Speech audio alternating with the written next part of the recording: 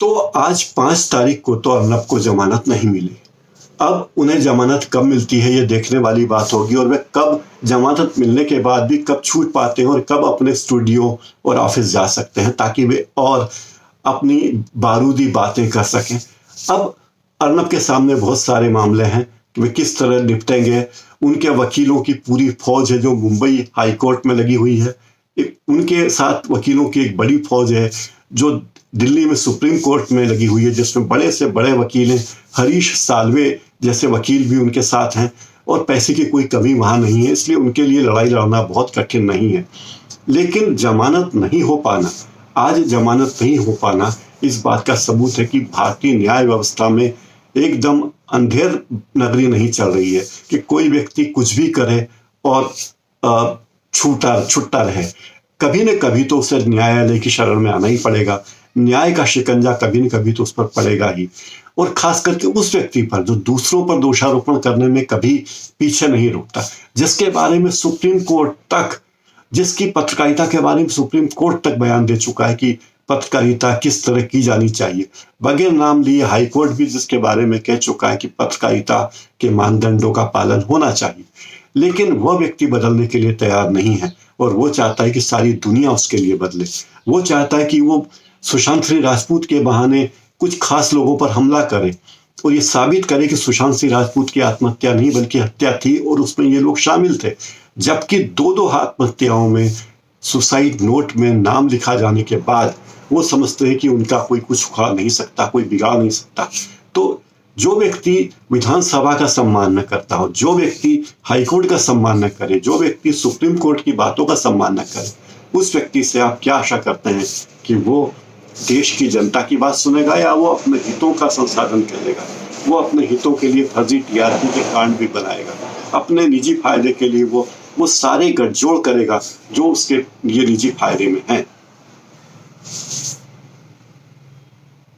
आज मैं सुबह से रिपब्लिक टीवी देख रहा था, शायद मुझे लगा कि इस बार भी रिपब्लिक टीवी पर बार बार चिल्लाया जाएगा, हमें चाहिए 302, लेके रहेंगे 302, हमें चाहिए 302, लेके रहेंगे 302। क्योंकि इस मामले में तो आत्महत्या करने वाले ने नामजद सुसाइड नोट लिखा है। उसने लिखा है कि मेरी मौत के लिए ये 3 लोग जवाबदार हैं, जिनमें अर्नब गोस्वामी नंबर 1 पर है। लेकिन फिर भी रिपब्लिक टीवी पर ऐसा कुछ भी नहीं दिखाया गया। रिपब्लिक टीवी पर यही दिखाया गया और दिखाया जा रहा है कि आज रात तक, यानी 5 तारीख की रात तक अर्नब गोस्वामी को हाई कोर्ट से जमानत मिल जाएगी, ऐसी आशा है। इसी बीच ये खबर भी रिपब्लिक टीवी में दी गई है कि दूसरे चैनल के लोगों ने भी अर्नब गोस्वामी का सपोर्ट किया है। ये भी खबर दिखाई जा रही है कि अर्नब गोस्वामी के खिलाफ मुंबई पुलिस ने सेशंस कोर्ट में अपील लगाई है, क्योंकि अर्नब ने गिरफ्तारी के विरोध में एक महिला पुलिस कर्मचारी पर आक्रमण किया था, ऐसा आरोप भी उन पर है। लेकिन कुल मिलाकर आज अर्नब गोस्वामी के अलावा रिपब्लिक टीवी पर कुछ भी नहीं है और बाकी चैनलों में दुनिया भर की खबरें हैं सिवाय अर्नब गोस्वामी की खबर की। तो ये पूरे आज के दिन का लुब्बे-लुबाब है। मुझे 2 ही कार्यक्रम टीवी पर बहुत पसंद आते हैं, कपिल शर्मा का शो और दूसरा अर्नब गोस्वामी का शो। दोनों ही शो बड़े इंटरटेनिंग है और जब भी दिमाग पर भारी बोझ पड़ता तो मैं ये टीवी देखने लगता हूँ। मुझे ट्रक दो या कहाँ है सलमान, तो बड़ा मनोरंजन होता है। लेकिन कल से मैं देख रहा हूँ कि टीवी पर मतलब रिपब्लिक टीवी पर केवल अर्नब चल रहे हैं और वे ट्रक दो नहीं कह रहे हैं, वे कुछ और कह रहे हैं और वो अपने हाथ का निशान दिखा रहे हैं, मान लो कि वे आज़ादी की लड़ाई के लिए जा रहे हैं।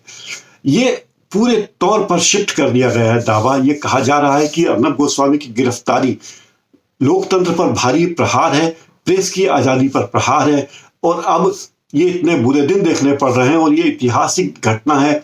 बीजेपी के तमाम नेता ये भी कह रहे हैं कि इससे इमरजेंसी की याद आ रही है, मतलब 1975 की इंदिरा गांधी के ज़माने की इमरजेंसी की याद आ रही है। सवाल यह है कि पिछले दिनों जो दर्जनों केसेस पत्रकारों पर हुए, पत्रकारों की हत्या हुई, तब इन लोगों में से किसी को भी प्रेस की आज़ादी का ख्याल नहीं आया। प्रेस की आज़ादी का ख्याल इन्हें अब आया और अब ये कह रहे हैं कि अर्नब गोस्वामी की गिरफ्तारी प्रेस की आज़ादी पर हमला है और ये नहीं होना चाहिए। दरअसल बीजेपी के तमाम नेता एक के बाद एक, तमाम प्रधानमंत्री नरेंद्र मोदी को छोड़कर अमित शाह से लेकर स्मृति ईरानी और तमाम मंत्री, पदाधिकारी, तमाम लोग बीजेपी की तरफ से ये बात कहते आ रहे हैं कि अर्नब गोस्वामी की गिरफ्तारी प्रेस की आज़ादी पर, अभिव्यक्ति की आज़ादी पर बहुत बड़ा खतरा है, बहुत बड़ा हमला है और इसका विरोध किया जाना चाहिए। विरोध क्यों किया जाना चाहिए? इसलिए किया जाना चाहिए कि ये अर्नब गोस्वामी के खिलाफ है। अर्नब गोस्वामी के खिलाफ होना मतलब देश के खिलाफ होना है। अर्नब गोस्वामी के खिलाफ होना मतलब भारतीय जनता पार्टी के खिलाफ होना है। अर्नब गोस्वामी के खिलाफ मतलब ट्रोल आर्मी के खिलाफ होना है। अर्नब गोस्वामी के खिलाफ मतलब बीजेपी के खिलाफ होना है। उस व्यक्ति के खिलाफ होना है जो सोनिया गांधी को नाहक बिना काम के कोसता रहता है, जो बिना किसी पत्रकारिता की मूल्यों की अनदेखी करके जो व्यक्ति अपने चैनल पर दिन रात विपक्षी पार्टियों पर हमला बोलता है, वो कांग्रेस पर हमला बोलता है और अभी तक मायावती के खिलाफ भी हमला बोलता रहा है, वो चैनल, अगर उस चैनल के पत्रकार पर कुछ कार्रवाई होती है तो वो गैर कानूनी है। ऐसा बीजेपी के तमाम नेताओं का कहना है। उत्तर प्रदेश में जो होता है उसकी तरफ वे कुछ नहीं कहते। उत्तर प्रदेश में उस पत्रकार के खिलाफ FIR होती है और जेल भेज दिया जाता है जो ये खबर लिखता है कि मिड डे मील में बच्चे नमक के साथ रोटी खा रहे हैं, उसे जेल जाना पड़ता है। तब इन लोगों को कोई प्रेस की आज़ादी का ख्याल नहीं आता। एक गलतफहमी लोगों को यह है कि अर्नब गोस्वामी एक पत्रकार है। अर्नब गोस्वामी पत्रकार नहीं है, वो व्यापारी है। अर्नब गोस्वामी एक चैनल का मालिक है। उसे अपने चैनल के TRP अधिक से अधिक दिखाने के लिए हर तरीका अपनाना जरूरी है। अर्नब गोस्वामी के लिए जरूरी है कि वो अपने चैनल के TRP बनाए रखे, क्योंकि उस चैनल का मालिक है। उससे उस चैनल के मुनाफे में अपना हिस्सा चाहिए। और TRP में घोटाला इसलिए करना बहुत जरूरी था क्योंकि TRP में घोटाले का मतलब है सैकड़ों करोड़ के विज्ञापन प्राथमिकता से लेना। तो ये घोटाला इतना बड़ा है। तो अर्नब को ये लगता रहा है कि भारतीय जनता पार्टी की गोद में बैठकर वो अपनी TRP बढ़ा सकते हैं, क्योंकि भारत में भारतीय जनता पार्टी की सरकार है, वो भारतीय जनता पार्टी की ट्रोल आर्मी है। भारतीय जनता पार्टी पूरे देश में हर जगह है और सबसे बड़ी पार्टी है। इसलिए अर्नब गोस्वामी भारतीय जनता पार्टी के पैरोकार बन गए हैं। अर्नब को मुंबई के लोअर परेल के पॉश समुद्र के किनारे वाले थिएटर से गिरफ्तार करके जब रायगढ़ ले जाया गया, तब कोर्ट में घुसते ही अर्नब ने चिल्लाना शुरू किया कि मेरे साथ मारपीट हुई है, मेरे साथ मारपीट हुई है, मेरे साथ मारपीट हुई है। वहां मौजूद न्यायाधीश ने उन्हें कहा कि ठीक है, इनका मेडिकल कराने के लिए ले जाया जाए। 1.5 घंटे उनका मेडिकल कराया गया। उनको जैसा आमतौर पर पुलिस वाले मेडिकल में करते हैं, तमाम वेशभूषा को मतलब आदमी को दिगंबर करके उसका परीक्षण करते हैं। और अंत में वे आए, उन्होंने बताया कि अर्नब को एक आधे इंच की खरोच लगी हुई है और एक जगह उनके हाथ में लाल निशान है। इसके अलावा कोई खास बात पाई नहीं गई। न्यायालय ने उस बात को दरकिनार कर दिया और कहा कि ये कोई गंभीर मुद्दा नहीं, इस पर हम बात नहीं करेंगे। लेकिन फिलहाल अभी अर्नब गोस्वामी के मामले में पक्ष विपक्षी बातें सुनी गई। अर्नब गोस्वामी यहाँ नहीं रुके, वे कोर्ट में भी चिल्लाते रहे और चिल्लाने के अलावा वो अजीबोगरीब हाव भाव बनाते रहे। हार कर मजिस्ट्रेट को यह कहना पड़ा कि आप माजने से रहिए, आप कोर्ट में हैं, ये कोई आपकी खाला का घर नहीं है। इस तरह की बातें जो जज ने कहा, उसका भाव ये था कि ये आपकी खाला का घर नहीं है, आप यहाँ माजने से बैठिए, हाव भाव अपने शालीन बनाइए, ये कोई आपका स्टूडियो नहीं है। तब कहीं अर्नब शांति से बैठे। 6 घंटे तक सुनवाई हुई। पुलिस चाहती थी कि अर्नब गोस्वामी को पुलिस हिरासत में दिया जाए ताकि उनसे पूछताछ की जा सके। जज ने कहा कि ऐसी कोई खास बात नहीं कि इनको पुलिस हिरासत में रखा जाए, क्योंकि ये पुराना केस ही है और नई बात कुछ आई नहीं है, इसलिए इन्हें न्यायिक हिरासत ही दी जाती है। और इस तरह 18 नवंबर तक के लिए अर्नब को न्यायिक हिरासत देने का फैसला किया गया। तब तक काफी रात हो चुकी थी। अर्नब गोस्वामी को एक स्कूल में बनाए गए कोविड सेंटर में, जो टेम्परेरी जेल की तरह था, वहां रखा गया। उन्हें रायगढ़ की जिला जेल में या जो स्थानीय जेल है उसमें नहीं रखा गया। ये शायद पुलिस वालों ने उसकी सुविधा देखी होगी या अर्नब का ध्यान रखा होगा। लेकिन जिस तरह से अर्नब चीख पुकार करते रहे, उस तरह उन्हें लगा कि उनका चैनल है और न्यायाधीश, पुलिसकर्मी और न्यायालय के तमाम कर्मचारी उनके निजी नौकर हैं, तो ये भ्रम उनका कल दूर हो गया। रिपब्लिक टीवी द्वारा बार बार दिखाई जा रही वीडियो फुटेज से आम लोगों के मन में यह धारणा बनी कि महाराष्ट्र की पुलिस ने अर्नब गोस्वामी के साथ सही सलूक नहीं किया। उनको पकड़ने के लिए महिला पुलिसकर्मी भी गए, हथियारबंद पुलिसकर्मी गए और उनके साथ बड़ी झूमाझटकी की, टांगा टोली की गई और इस तरह उनको लाए गए। शायद इसीलिए पूरे देश में, इसीलिए अर्नब के बारे में सहानुभूति की लहर कुछ समय के लिए उठी। लोगों ने कहा कि अर्नब की गिरफ्तारी प्रेस की आज़ादी पर हमला है, क्योंकि अर्नब गोस्वामी महाराष्ट्र की सरकार से सवाल पूछते हैं। वे सवाल पूछते हैं उद्धव ठाकरे से, वे सवाल पूछते हैं कि मुंबई में सुशांत सिंह राजपूत के केस में मुंबई पुलिस ने जो जांच की वो कैसी थी। इन सब मामलों में उन्होंने ये माहौल बनाने की कोशिश की कि अर्नब गोस्वामी के खिलाफ तमाम माहौल इसलिए बन रहे हैं कि वो सुशांत सिंह राजपूत के केस में खुलकर बातें कर रहे हैं। ये भी धारणा बन रही है कि अर्नब गोस्वामी पर टीआरपी मामले में गड़बड़ी करने का जो मामला लगा है वो भी झूठा है। इस तरह की बातें घोषित की जा रही हैं, प्रचारित की जा रही हैं। और एक बड़ा धड़ा देश में, मीडिया का भी एक बड़ा धड़ा है जो इसका ये कह रहा है कि ये नहीं होना चाहिए। अर्नब गोस्वामी की गिरफ्तारी और पुलिस के रवैये को लेकर तमाम लोगों ने टिप्पणियां की है, सोशल मीडिया पर लिखा है। एनबीए ने इसके बारे में प्रेस नोट जारी किया है। सुधीर चौधरी ने इसके खिलाफ लिखा है जो जी टीवी में है। इसके अलावा एनडीटीवी की सानिया सिंह वर्मा ने इसके बारे में ट्वीट किया है। रवीश कुमार ने आज 5 तारीख को इसके बारे में लिखा है कि मैं तो अर्नब गोस्वामी का घर देखकर ही दंग रह गया। इतना भव्य घर, समुद्र के किनारे, विशाल खिड़की, और इस सब के बावजूद इतना खुलापन होना चाहिए, लेकिन उनके चैनल में खुलापन नहीं है। रवीश कुमार ने बड़े मजाकिया अंदाज में ये भी लिखा कि कल मैंने इस बारे में इसलिए नहीं लिखा क्योंकि मुझे अपनी बनियान धोनी थी और घर की सफाई करनी थी, तो और चूंकि मैं अर्नब के कारण ही टीवी देखना मैंने बंद कर दिया है, न्यूज़ चैनल में नहीं देखता। ये रवीश कुमार ने लिखा। एक तरह से बड़ा गहरा व्यंग था। लेकिन अर्नब की इस गिरफ्तारी से एक ऐसा वर्ग है जो कहता है कि अर्नब की गिरफ्तारी में कुछ भी नाजायज या गलत नहीं है, क्योंकि जो चैनल रिया चक्रवर्ती की गिरफ्तारी को लेकर मांग करता था कि सुशांत सिंह राजपूत की आत्महत्या नहीं बल्कि हत्या है और रिया चक्रवर्ती इसके पीछे है, जब रिया चक्रवर्ती को केंद्र सरकार की तीन एजेंसियों ने, सीबीआई ने, एनसीबी ने और ईडी ने छोड़ दिया, तब वे लोग चैनल पर नारे लगा रहे थे कि हमें चाहिए 302, लेके रहेंगे 302, यानी रिया चक्रवर्ती पर 302 लगाई जानी ही चाहिए। इस तरह की मांगे कर रहे थे, जबकि सुशांत सिंह राजपूत की आत्महत्या थी, उसे हत्या के रूप में कहीं साबित नहीं किया जा सका। तीन एजेंसियों ने कहीं ये बात नहीं कही कि सुशांत सिंह राजपूत की हत्या की गई है। लेकिन जिस तरह से माहौल बनाया गया कि सुशांत सिंह राजपूत की आत्महत्या नहीं थी, वो हत्या थी, और उसकी हत्या में रिया चक्रवर्ती का हाथ है, और रिया चक्रवर्ती को जेल जाना चाहिए। रिया चक्रवर्ती को के खिलाफ 302 धारा लगाई जानी चाहिए, जो कि हत्या की धारा है।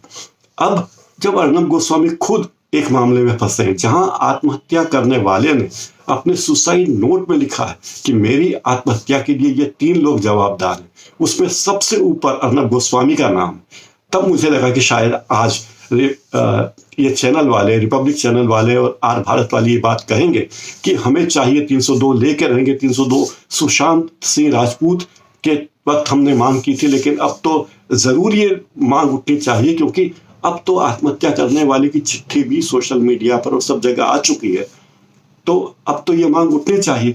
लेकिन ये बात है कि अखबार और टेलीविजन चैनल जो कुछ दिखाते हैं उसके पीछे सत्यता का, सच्चाई का कोई वजूद नहीं है। ये अपने एजेंडा के हिसाब से ही खबर दिखाते हैं। आज इनके लिए अर्नब गोस्वामी ही राष्ट्र है, अर्नब गोस्वामी से बड़ा कुछ नहीं है।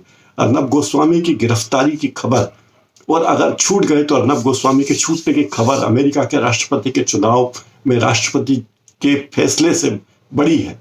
तो ये मानसिकता है। चूंकि आप अंग्रेजी बोलते हैं, आप अंग्रेजी के चैनल में हैं, और आपके पास एक चैनल है जहां आप 24 घंटे कुछ तो कुछ बोलते रह सकते हैं, किसी के भी खिलाफ अभियान चला सकते हैं।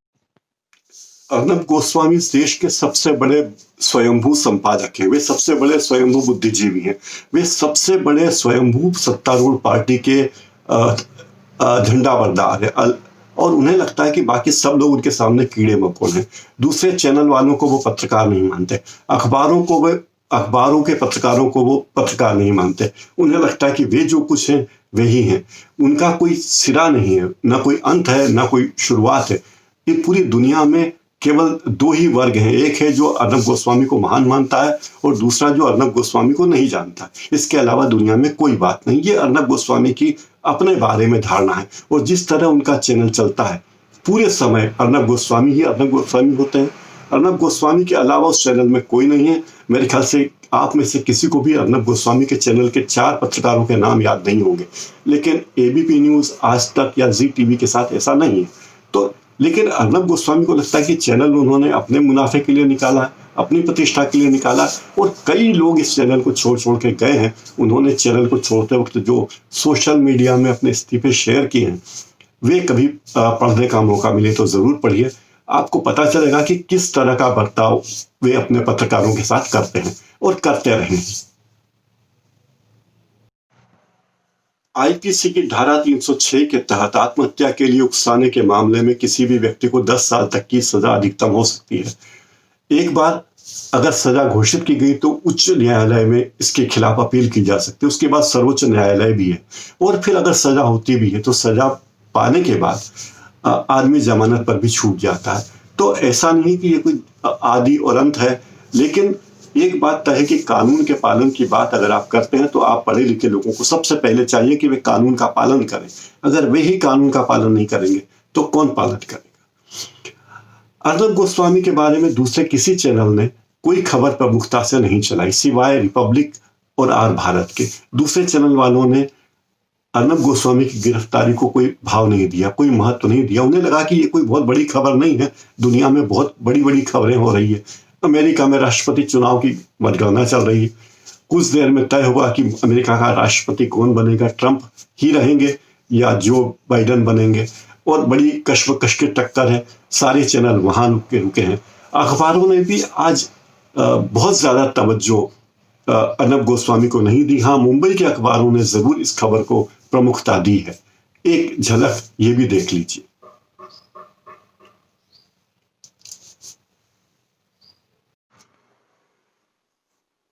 मुंबई के सामना अखबार सहित कई अखबारों ने आज अन्वय नाइक का सुसाइड नोट अपने अखबारों में छापा है। सोशल मीडिया पर भी वो सुसाइड नोट काफी चलन में है, कई लोगों ने उसे शेयर किया है। बहुत सी पोस्ट उसके बारे में लिखी गई है कि आखिर ये आत्महत्या के इस केस में जहां मरने वाले ने साफ साफ नाम लिखा है कि मेरी आत्महत्या के लिए इन 3 लोगों को जिम्मेदार ठहराया जाए, वहां उन लोगों को की गिरफ्तारी पर पुलिस ने किस तरह मामला दाखिल दफ्तर कर दिया, ये अब तक किसी की समझ में नहीं आ रहा है कि आखिर पुलिस को ऐसे क्या हड़बड़ी थी कि मामला दाखिल दफ्तर कर दिया। अब इस मामले की जांच फिर से शुरू हुई है, तो आशा की जानी चाहिए कि जांच किसी अंजाम तक पहुंचेगी और तमाम मीडिया के, सत्तारूढ़ पार्टी के और वकीलों के दबाव के बावजूद महाराष्ट्र की पुलिस मामले की जांच करेगी, क्योंकि न्याय का जितना अधिकार, न्याय पाने का जितना अधिकार सुशांत सिंह राजपूत को है, उतना ही न्याय पाने का अधिकार अन्वय नाइक को और उनकी मां कुमुद नाइक को है, जिन्होंने आत्महत्या कर ली। जिस तरह सुशांत के बहनों, सुशांत के परिवार को न्याय की अपेक्षा है, उसी तरह अन्वय नाइक की बेटी और पत्नी को भी न्याय की आशा है, और वे इसके लिए अभियान चला रहे हैं। बड़ी मुश्किल बात उनके लिए यह है कि वे कोई सेलिब्रिटी नहीं है, उनके पास करोड़ों अरबों रुपए भी नहीं है, और न ही वे महंगे महंगे वकील करके सुप्रीम कोर्ट और हाई कोर्ट तक जा सकते हैं। न उनके पास कोई एक ऐसा चैनल है जहां वे 24 घंटे कोई बात अपनी कहते रह सके, न वे कोई बार बार ये बात कह सकते हैं कि हमारे साथ बहुत अन्याय हुआ और हमें न्याय की दरकार है। वे सोशल मीडिया पर आ सकते हैं, पब्लिक में जा सकते हैं, लेकिन सोशल मीडिया की अपनी सीमा है, क्योंकि 24 घंटे सोशल मीडिया पर तमाम बुद्धिजीवियों को लाकर बहस नहीं की जा सकती, जैसे कि रिपब्लिक टीवी में की गई। कल जब अर्नब गोस्वामी गिरफ्तार हुए तो सबसे पहले रिपब्लिक टीवी की तरफ से फरमान आया अपने तमाम स्ट्रिंगर और रिपोर्टर्स को कि वे इसके बारे में प्रमुख लोगों के बयान दें, और ये बयान में ये कहलवाएं कि अर्नब गोस्वामी की गिरफ्तारी लोकतंत्र पर सबसे बड़ा हमला है और ये इमरजेंसी की याद दिलाने वाला कांड है। और उसके बाद तमाम रिपब्लिक टीवी के स्ट्रिंगर और रिपोर्टर्स विभिन्न नेताओं के पास गए, उनके बयान लिए, उनसे दरखास्त की, उनसे अपील की कि कृपया इस तरह की बातें कहिए ताकि हमारे चैनल में चल सके।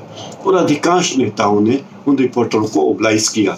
यहाँ तक कि कैलाश विजयवर्गीय का बयान भी रिपब्लिक टीवी पर आया, जिसमें उन्होंने कहा कि ये लोकतंत्र की हत्या है, जबकि उन्हीं अर्नब गोस्वामी को टाइम्स टीवी में कैलाश विजयवर्गीय झाड़ लगा चुके थे, लाइव शो में उनको समझा चुके थे कि तुम्हारी औकात, ये कैलाश विजयवर्गीय के शब्द थे कि तुम्हारी औकात मुझे 5 वोट दिलाने या मेरे 5 वोट काटने की भी नहीं।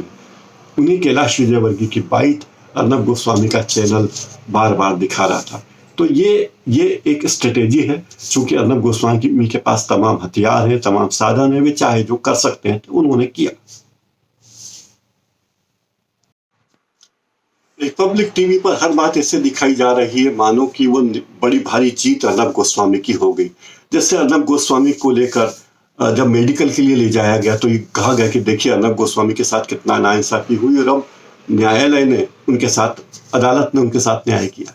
जब अर्नब गोस्वामी को न्यायिक हिरासत दी गई तब ये बात कही गई कि देखिए ये हमारी कितनी बड़ी जीत है कि हमें न्यायिक हिरासत मिली, पुलिस हिरासत नहीं मिली। जब इस बारे में एसपी को समन किया गया कोर्ट द्वारा, तब इस बात को प्रचारित किया गया कि रायगढ़ के एसपी को पुलिस को कोर्ट ने समन किया है, यह हमारी न्यायिक जीत है। लेकिन क्या सारी जीत ये होगी कि अर्नब गोस्वामी को गिरफ्तार किया गया? इस बारे में कोई जीत हार के बारे में रिपब्लिक टीवी नहीं दिखाएगा कि अन्वय नाइक और उनकी मां की आत्महत्या के मामले में क्या हुआ, उसके मामले में क्या होना चाहिए, इस बारे में रिपब्लिक टीवी कोई चीज नहीं दिखाएगा और नहीं दिखा रहा है।